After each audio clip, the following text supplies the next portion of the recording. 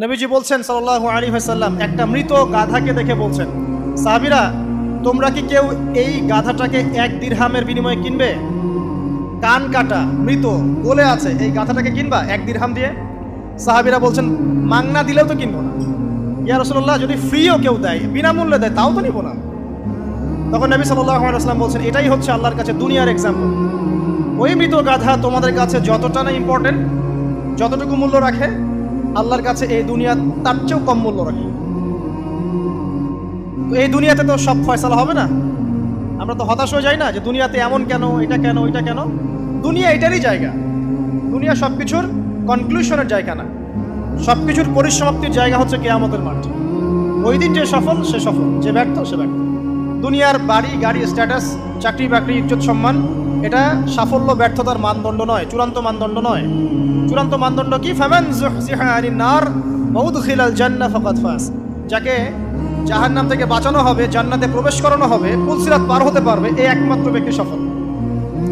সাফল্যের সংজ্ঞাটা জেনে রাখবেন, তাহলে আপনি দুনিয়াতে হতাশ হবেন না ইনশাআল্লাহ।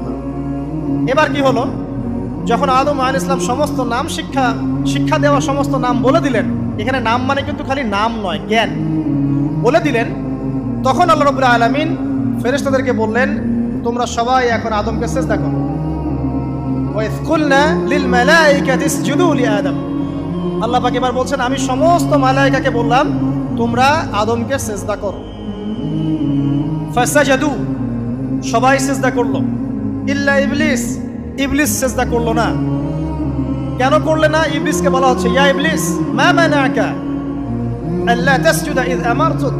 তোমাকে কে নিষেধ করলো সিজদা করতে ওই আদমকে, যাকে আমি আদেশ করেছি? কে নিষেধ করলো? তখন ইবলিস বলছে, খালাকতানি মিন নার ওয়া খালাকতাহু মিন তিন। আমাকে সৃষ্টি করেছেন আগুন দিয়ে, আর আদমকে সৃষ্টি করেছেন মাটি দিয়ে, আমি কিভাবে তাকে সিজদা করতে পারি? ইবলিস বলতে চাইলো যে আপনি যে বলছেন আদমকে সিজদা করো, আদম তো মাটির তৈরি, আমি তো আগুনের তৈরি, তাহলে আপনি ভুল বলছেন। নাউজুবিল্লাহ। আগুন কেন মাটির সামনে নত হবে? মাটি আগুনের সামনে নত হওয়া উচিত। তার কেয়াস হচ্ছে এমন। কেয়াস মানে কি? তার এটা কি? হ্যাঁ, তার এটা যুক্তি, তার এটা যুক্তি এবং দর্শন যে আমি কেন তাকে সিজদা করব? আমি তো আগুনের তৈরি, আর আদম হচ্ছে মাটির তৈরি। তো খালাকতাহু মিন নার ওয়া খালাকতানি মিন তিন, খালাকতানি মিন নার ওয়া খালাকতাহু মিন তিন। আমাকে সৃষ্টি করেছেন আগুন দিয়ে, আদমকে সৃষ্টি করেছেন মাটি দিয়ে। আবা ওয়াস্তাকবারা, আল্লাহ পাক বলছেন সে উদ্ধত হলো এবং অহংকার প্রদর্শন করল। আর আল্লাহ পাক অনেক কিছু মাফ করে দেন, কিছু কিছু বিষয় আল্লাহ পাক মোটেই পছন্দ করেন।